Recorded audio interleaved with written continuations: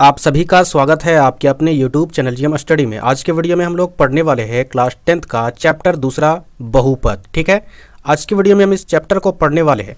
Class 10th के विद्यार्थियों को मैं आपको बताना चाहूँगा, जिन विद्यार्थियों को ना स्कूल में ना ट्यूशन में कहीं भी यदि मैथ का क्लास समझ में नहीं आता है तो आप मेरे चैनल को सबसे पहले क्या कीजिए, सब्सक्राइब कीजिए। क्या फ़ायदा होगा, क्योंकि इस चैनल के माध्यम से आपका सारा कंप्लीट मैथ सिलेबस पूरा करने वाले हैं, तो चैनल को सब्सक्राइब जरूर कर लीजिएगा। आज के वीडियो का ये डेमो क्लास है। डेमो क्लास कहने का मतलब है आप ये वीडियो देखिए और अपना रिव्यू कमेंट बॉक्स में जरूर दीजिएगा कि हमने आपको किस तरीके से पढ़ाया। यदि अच्छे से पढ़ाया तो आप लोग कमेंट बॉक्स में लिखिएगा कि हाँ आपने अच्छा से पढ़ाया। कुछ कमी रह गई हो तो प्लीज़ कमेंट बॉक्स में वो भी बताइएगा। ठीक है, तो बहुत ही सिंपल तरीके से सरल भाषा में हम इस चैप्टर को शुरू करने वाले हैं। इस चैप्टर से यदि 1 मार्क्स के जो भी क्वेश्चन आएंगे या फिर 2 मार्क्स के जो भी क्वेश्चन आएंगे या फिर 3 मार्क्स के जो भी क्वेश्चन आएंगे, सारे क्वेश्चन का हम लोग यहाँ पर टाइप और प्रैक्टिस करने वाले हैं, तो वीडियो में बने रहिए।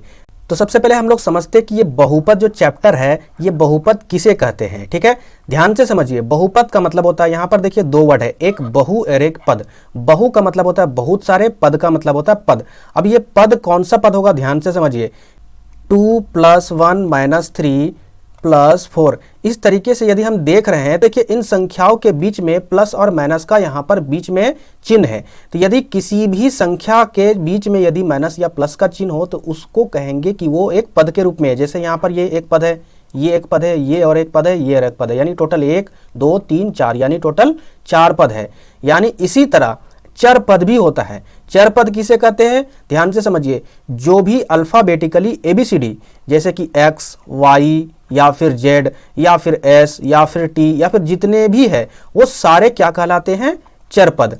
तो चर पद वाले जितने भी अगर इस प्रकार भी रहे तो वो भी क्या कहलाएंगे, बहुपद। जैसे यहाँ पर ध्यान से समझिए, लिखा रहेगा 2x या फिर +3y या -3x, इस तरीके से यदि लिखा रहे तो ये भी बहुपद कहला रहा है, क्योंकि यहाँ पर देखिए ये एक पद है और ये भी एक पद है 2 और ये एक पद 3। ये पिछली कक्षाओं में आप लोग अच्छे से पढ़ चुके होंगे, बस इसको हम शॉर्ट में आपको समझा रहे हैं। ठीक है, तो चलिए बहुपद के बारे में आप लोग समझ गए होंगे। अब यहाँ पर हम लोग समझेंगे कि ये रैखिक बहुपद किसे कहते हैं, द्विघात बहुपद किसे कहते हैं और त्रिघात बहुपद किसे कहते हैं। क्योंकि 1 नंबर वाला क्वेश्चन में ये क्वेश्चन आता है आपके एग्जाम में और आएगा 100% कि निम्नलिखित में से बताइए कि कौन सा रैखिक बहुपद है, या फिर ये क्वेश्चन आएगा कि निम्नलिखित में से बताइए कौन सा द्विघात बहुपद है या फिर कौन सा त्रिघात बहुपद है। तो इसको समझ लीजिए, आपका क्वेश्चन कभी नहीं छूटेगा। जैसे मान के चलिए यहाँ पर एक बहुपद को हम लोग ले रहे हैं 3x + 4y - 2, तो ये एक बहुपद है, क्योंकि यहाँ पर 1 2 3 यानी 2 से अधिक पद है, तो ये बहुपद कहला गया। अब यहाँ पर ध्यान से समझिए, इस बहुपद में यदि चर पद कौन है, x और y है। ठीक है, इसका अधिकतम घात किसे कहते हैं, आप लोग पिछले कक्षाओं में पढ़ चुके होंगे। किसी भी संख्या या नंबर या फिर चर पद का जो पावर होता है, जिसको हम लोग ऊपर में लिखते हैं, जैसे y का पावर 2 रहता तो यहाँ पर ये इसको पावर कहते हैं या फिर घात कहते हैं। ठीक है, तो इसी को कहते हैं घात। तो यदि किसी भी बहुपद में चर पद का अधिकतम घात अगर 1 हो, ठीक है, सब में चेक करना, जैसे y चर पद है तो इसका क्या है, कुछ नहीं तो 1 है, इसका भी कुछ नहीं तो 1 है, तो उसे ही क्या कहते हैं, रैखिक बहुपद कहते हैं। उम्मीद करते हैं कि ये रैखिक बहुपद आप लोग समझ गए होंगे। ठीक है, बस आपको ये देखना है कि उस बहुपद में जितने भी चर पद है, यानी x y z जो भी लिखा हुआ है, उसमें ध्यान से देखना है कि पावर क्या है अधिकतम, 1 है कि 2 है कि 3 है। इस तरीके से यदि सभी में 1 होगा तो समझ जाइएगा कि वो रैखिक बहुपद है। ठीक है, अब समझते हैं द्विघात बहुपद। द्विघात बहुपद किसे कहते हैं, ध्यान से समझिए। जिस बहुपद में चर पद का अधिकतम घात 2 हो, 2 से ज्यादा नहीं हो, उसे क्या कहते हैं, द्विघात बहुपद। ठीक है, जैसे मान के चलिए ये बहुपद इस प्रकार रहता, यहाँ पर 2 रहता, यहाँ पर 1 रहता, तो यहाँ पर देखिए चर पद y है, तो हम इसके जगह पर देख रहे हैं कि इसका घात 1 है। यहाँ पर देखिए x चर पद है, यानी यहाँ पर पावर क्या है, अधिकतम घात 2 है, तो 2 से ज्यादा नहीं है चर पद में अधिकतम घात, इसका मतलब ये द्विघात बहुपद है। ठीक है, इस तरीके से जांच किया जाता है कि कौन द्विघात है। इसी तरह सेम सिंपल भाषा में त्रिघात बहुपद की भी जांच की जाती है, यानी जिसके चर पद में अधिकतम घात 3 हो। ठीक है, यदि 3 होगा तो समझ जाइएगा कि वो त्रिघात बहुपद। जैसे यहाँ 3 होता, ठीक है, और यहाँ पर 2 रहता या नहीं भी 2 रहता तो कोई दिक्कत नहीं है, अधिकतम घात चर में 3 अगर हो जाए तो समझ जाइएगा कि वो त्रिघात बहुपद है। ठीक है, इस तरीके के क्वेश्चन आप लोग प्रैक्टिस कर लीजिएगा, किसी भी गेस्ट पेपर से आपका 1 मार्क्स का क्वेश्चन नहीं छूटेगा। ठीक है, उम्मीद करते कि आप लोग ये सारे चीज समझ में आ गया होगा। ठीक है,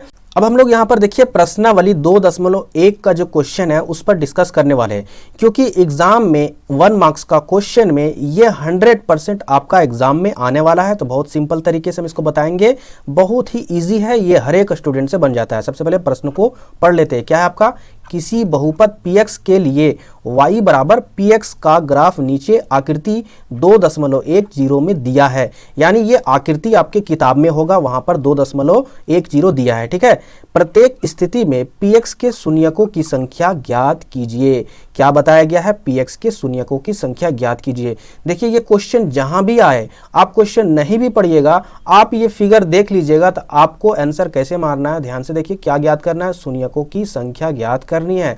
तो सबसे पहले यहां पर देखिएगा, हम लोग जानते हैं कि ये जो लाइन है वो x अक्ष है और ये वाला लाइन है आपका y अक्ष। ठीक है, यदि कोई भी तीसरा लाइन, ये x वाला लाइन और ये y वाला लाइन के अलावे कोई भी तीसरा लाइन, ये वाला लाइन है ना, ये वाला रेखा है, तो ये रेखा अगर x को कहीं भी टच कर रहा हो, क्या यहां पर देखिए ये वाला लाइन x को टच कर रहा है, नहीं, ये सिर्फ y को टच कर रहा है।